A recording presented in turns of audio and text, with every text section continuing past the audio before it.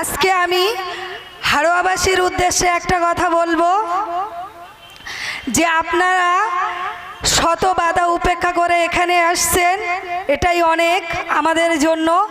আগামী দিনে আপনারা যারা আসতে পারেনি তাদের উদ্দেশ্যে প্রথমে একটা কথা বলবো যে আপনারা আসতে পারেননি অনেক সন্তানদের জন্য, কিন্তু না আসতে পেরেছেন আমাদের একটু দুঃখ। কিন্তু আপনারা ভোটের সময় পয়লা জুনে 1 জুনে আপনারা ভোট দিয়ে শাসক দলদেরকে দেখিয়ে দেবেন যে আইএসএফের ছেলেরা কি করতে পারে।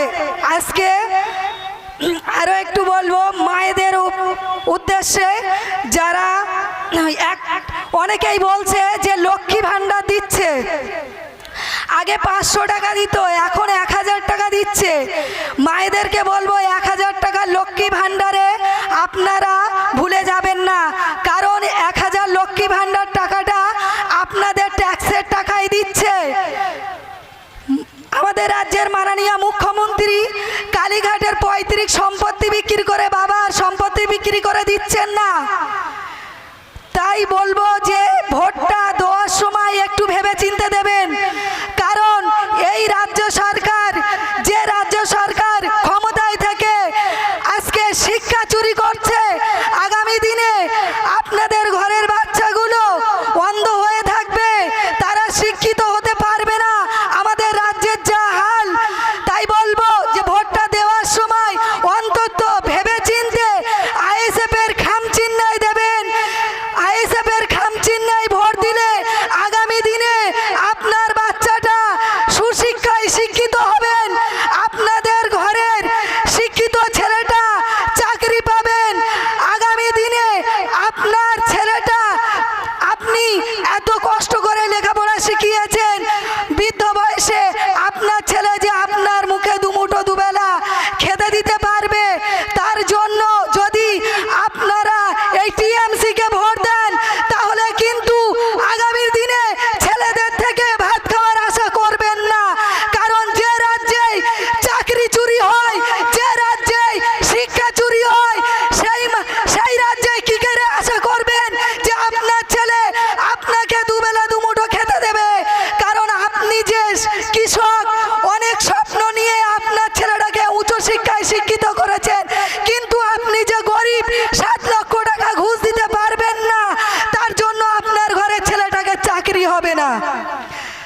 আজকে আমাদের রাজ্যে যে বাচ্চা মিড ডে মিলের খাবারটা পর্যন্ত চুরি হচ্ছে, আগামী দিনে মা বোনেদেরকে সন্দেশখালির মতো পিঠে বানাতে ডাকবে যদি টিএমসিকে ভোট দেন। যখন সন্দেশখালির মা বোনেরা নিজেরা নিজেদের মানে সম্মান বাঁচাতে যখন মরিয়া হয়ে উঠেছিলেন, তারা যখন সন্দেশখালি বিক্ষোভ করছিলেন, তখন এই টিএমসির যারা আপনারা যাকে ভোট দিয়ে পার্লামেন্টে পাঠিয়েছিলেন, নুসরাত জাহান, সে কিন্তু তখন টিকটক নিয়ে ব্যস্ত ছিল, সে কিন্তু টেডিডে নিয়ে ব্যস্ত ছিল, সে কিন্তু স্বামীকে নিয়ে সেলফি তুলতে ব্যস্ত ছিল। সন্দেশখালীর মা বোনেদের আহাজা এটা শুনতে আসেনি, কারণ সন্দেশখালীর মা বোনেদের আশার আমাদের রাজ্যের মাননীয় মুখ্যমন্ত্রী নিজে বলেছিলেন যারা প্রতিবাদ করেছে তারা বহিরাগত। তাই ভাবতে পারছেন আমাদের রাজ্যের মাননীয় মুখ্যমন্ত্রী একবার এসে তো শুনতে পারতেন, দেখতে পারতেন যে এরা বহিরাগত না এখানকার মানে তারা স্থানীয় বাসিন্দা। কিন্তু আগামী দিনে যদি এই জোড়া ফুল কিন্তু ভোট দেন, যদি বিজেপিকে ভোট দেন, তাহলে আগামী দিনে এই নুসরাত যেমন টিকটক নিয়ে ব্যস্ত, এই হাজি নুরুলকে দাঁড় করিয়েছে, সে কিন্তু এই বসিরহাট লোকসভাবাসীর জন্য আমার মনে হয় না পার্লামেন্টে গিয়ে কথা বলবে।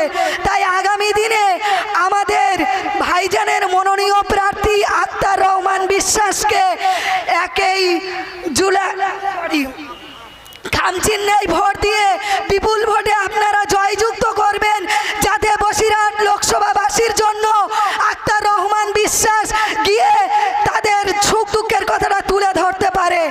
আমি বেশি কিছু বলবো না, ভাইজান আছে, সংক্ষেপে ছেড়ে দিলাম। আমি আরও একবার সবাইকে স্বাধীনতা সংগ্রামীর অভিনন্দন জানিয়ে আমি আমার বক্তব্য শেষ করলাম। বেশি হয়ে গেল।